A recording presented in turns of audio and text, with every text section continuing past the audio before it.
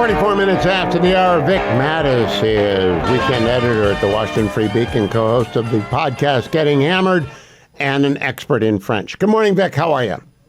Good morning, Hugh. Happy President's Day, plural. Thank you. Would you please pronounce my name in French, since you and Mary Catherine were doing that today? Yeah, Huit. I believe it's Huit. Huit? Yes. It's not a French name, but I was wondering because you were doing it. Now, I rarely criticize podcasts, right? I think yours was very, very fun. But you name drop a French author today about whom I have no knowledge or background, but with whom you were very impressed. So can you tell me who that was and why I should care about him or her? Yes. So he was a French chef who was very famous here in the Washington, D.C. area, but he had restaurants all around the world at some point. It's very near to my heart. He is the late, great Michel Richard. He came over from France to start up, a restaurant. He first came over to New Mexico in Albuquerque. That was where he first arrived after Paris. And then he came to Washington, D.C. And he pretty much was happy being here, and he had a very famous restaurant called Citronelle. One of the things that is most endearing about Michel Richard is he grew up in a very difficult circumstance. His father left when he was young, he had a large family. His mother, took up with a new man, and there was no room for him at home, and he wanted to leave, and he went on. He was waiting in a train station. He might have been 13 or 14 years old, and then he realized he didn't know where he was going to go, and he was just at a loss. And then he eventually came back and then apprenticed for a very difficult, abusive chef. And despite those circumstances, are there any other kind, from what I can tell, given my clips of cook? I'm not a cook, nor am I a connoisseur, so I don't pay much attention. But they all seem to be kind of from the far side of bad.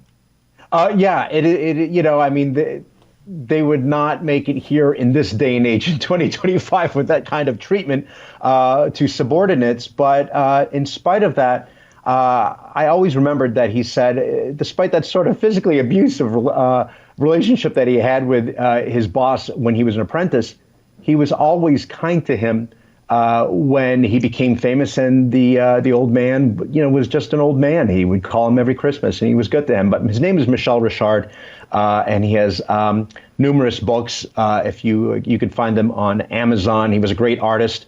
He was a friend to Julia Child and others. Well, I know Julia Child. She has an exhibition in the Smithsonian, so I know all about her, and a movie with Stanley Tucci. Tell me where Citronelle was.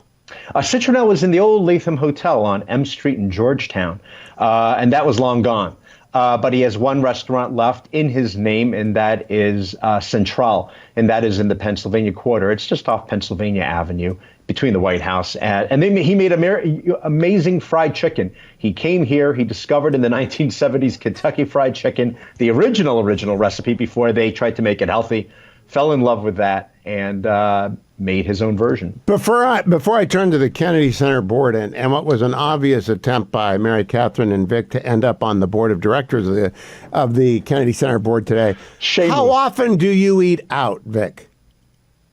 Hugh, I'm almost willing to answer any question on your show, but that's a deeply personal question. I don't know if I can go there. No, I will say for professional reasons, maybe twice a week, generally lunches. I tend to be home for dinners. Every now and then we go home. Once or twice with the family per week we'll have dinner. Well, but we ate out twice this week, so I think that's fine.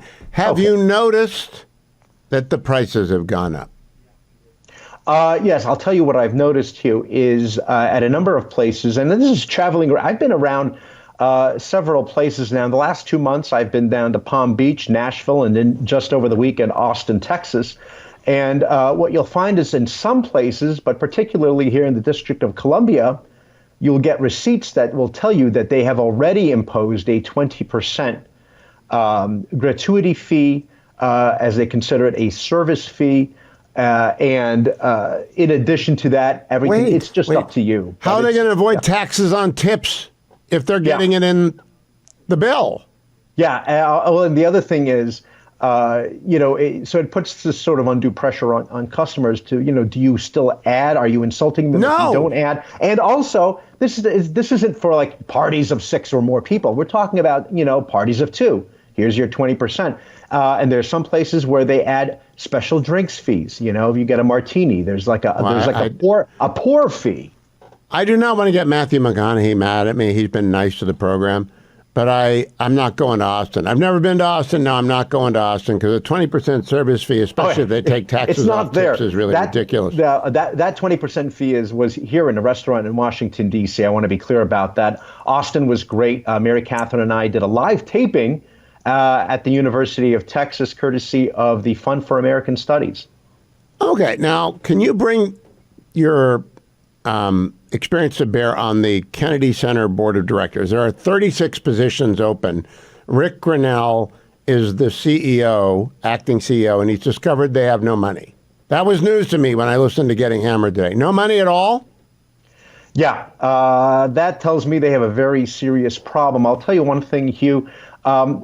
It's not managed well. They were trying to put on a musical. It was called, or a play, and it was called Finn, Finn, and it's about a shark who feels out of place among sharks and feels much more comfortable around the smaller fish. And you can see what kind of a metaphor that is, and they can show this to kids.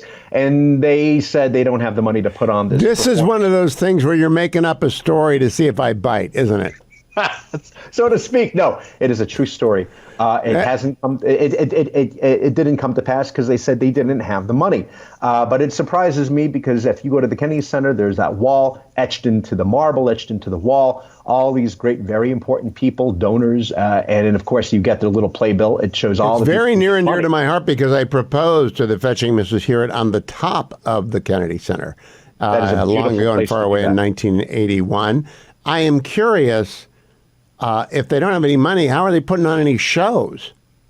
Yeah, I mean, by the skin of their teeth, I assume. I mean, usually it's, through like the Ford Foundation, the MacArthur Foundation, any of these particular groups that they owe a lot of money to, the Annenbergs or whoever else, similar to the Lincoln Center, but apparently not. And out with Karine Jean-Pierre and in with all of Trump's people. Mary Catherine Ham and Vic Matus belong on that board. I'm making the pitch for you. You're DC people through and through.